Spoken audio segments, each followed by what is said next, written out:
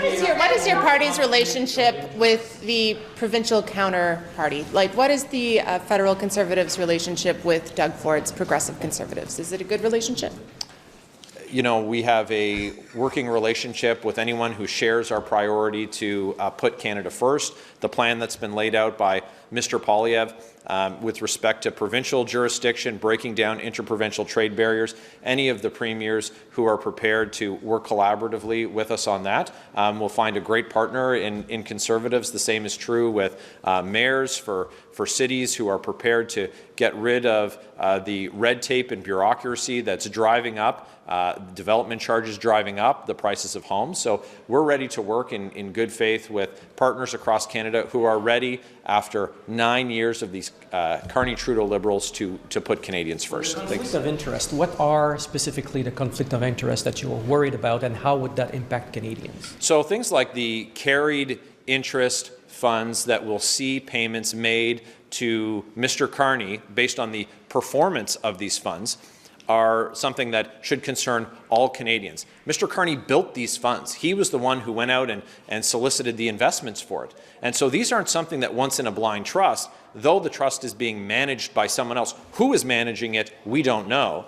But though it's being managed by someone else, they can't simply just sell these assets as they would in a regular stock portfolio. These are locked in with long-term contracts. So Canadians need to know what is the benefit that Mr. Carney stands to gain from funds like those. But which one are you concerned about? Well, we've listed the three funds that Mr. Carney has, these global transition funds, 1 and 2, the catalytic fund. These are ones built by Mr. Carney, and he knows what's in them. And all of these funds touch on areas that are regulated federally or will be impacted by decisions that he can take. So the question is Mr. Carney going to recuse himself? Is he going to absent himself from discussions and decisions anytime these issues are raised? And what's more, is he prepared to properly divest them? Because simply placing them into a blind trust, as some people have pointed out, is more of a Venetian blind because he's able to see in. There's a process underway with the Conflict of Interest and Ethics Commissioner's Office, and it's their responsibility at this point, as I understand it, to take the information that Mr. Carney has given them and then to provide him with advice. Does he need to recuse himself? What does he need to disclose to Canadians? What does he need to divest? Do you have faith in that office and its ability to do its job? No. So the problem that we have right now is that while that advice is being developed, is we have Mr. Carney, who's taking international meetings, setting national policy, and making decisions, signing orders with his black Sharpie, as we saw the other day. And what is the impact on his personal wealth, his personal investments as a result of that? Are we simply to be satisfied as Canadians that someone can be the Prime Minister of this country and be the only public official, the only public office holder in Canada who doesn't have that public disclosure?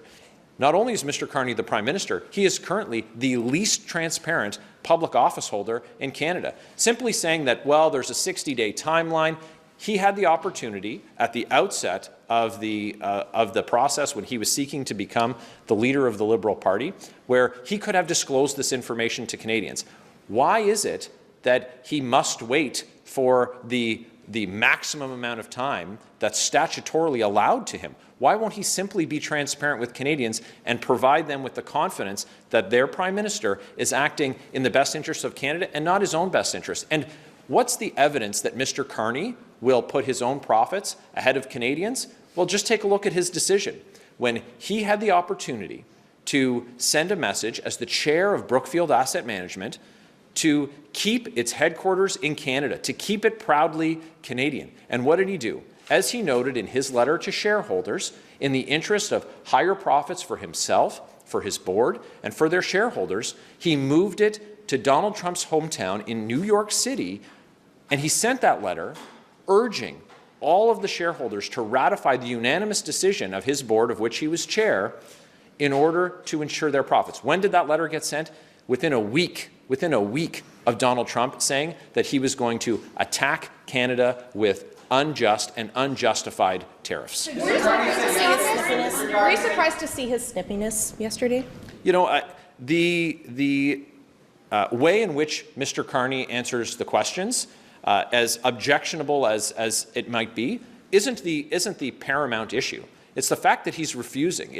He's distracting from the real problem here, and that's the lack of transparency. The lack of transparency from someone who, when pressed by media, one of his few times that he's taken questions from the media since he entered elected politics or running for public office, and he lied. He lied about his role at Brookfield. And so not only can we not simply take him at his word, we now need to question what his motives are. And, you know, and if you look at what he said on Friday here in this building, when he said that they were going to eliminate the carbon tax, and then yesterday he says, that's what he says here in Canada, and then yesterday he's in Europe, and he says, we need to have a carbon tax in place in order to trade with other countries, which is simply not true.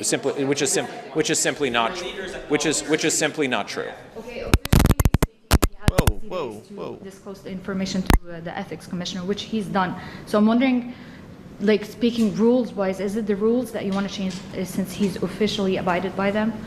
Yeah, so we've said that the rules absolutely need to change. We couldn't have imagined a scenario when Conservatives put in place this conflict of interest regime following what was then the most corrupt government that Canada had seen with the Chrétien-Martin Liberals. Well, we've now emerged from 9 years of the Carney-Trudeau Liberals, and we see a series of ethical law-breaking and scandals that have really tested and challenged the laws as they exist. So yes, the laws need to be updated.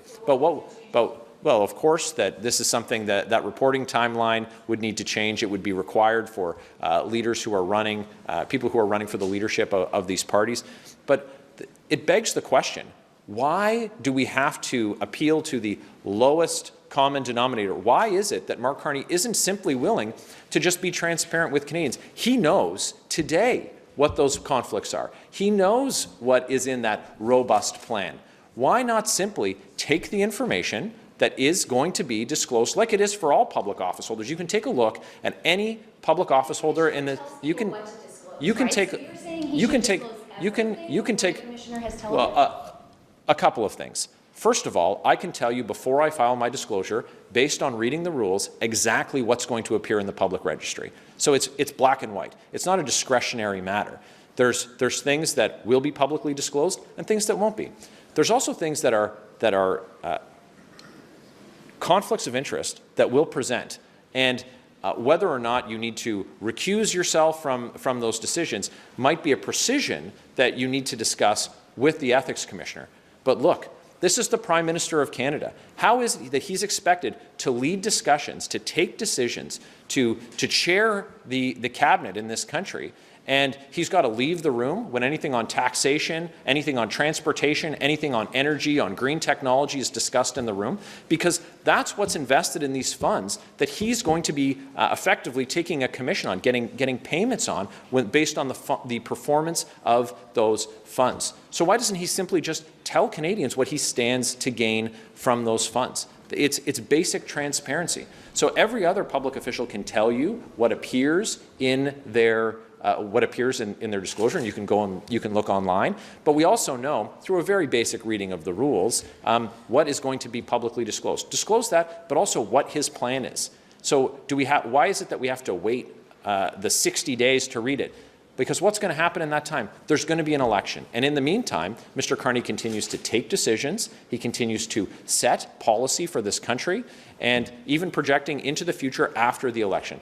It's basic transparency. It's incumbent on a Prime Minister, and he should do that, especially when he's leading a party that includes a cabinet who have members who have been found guilty of breaking the very law that he claims to hold so important that he's going to appeal only and meet only the minimum standard. Canadians expect more than the minimum standard from a Prime Minister. Mr. Carney should do better. I still don't understand what you think he's going to do if he has those conflicts of interest, for example. Sell them?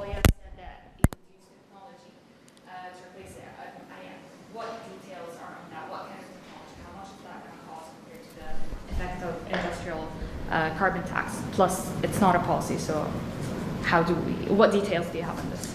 Yeah, I think that Mr. Poilievre's announcement yesterday stands for itself. I know he took questions on it. You can expect in the next week that we expect that we'll be into an election, and there'll be detailed policies, including on our environmental plans. We've talked in the past about making sure that we invest in nuclear technology. We've talked in the past about making sure that when it comes to actual emissions, that we're displacing global greenhouse gas emissions, punching above our weight as Canada has been able to do in so many other areas. But by exporting our clean and ethical natural gas, our clean and ethical oil to other markets than the United States, in addition to that trading relationship, look, we've had the opportunity in the past, had we as a country built the capacity, the ability to export natural gas on our West Coast and on our East Coast, we could have displaced dirty oil, unethical natural resource products from other countries. You look at the deal that the U.S. just struck with Japan.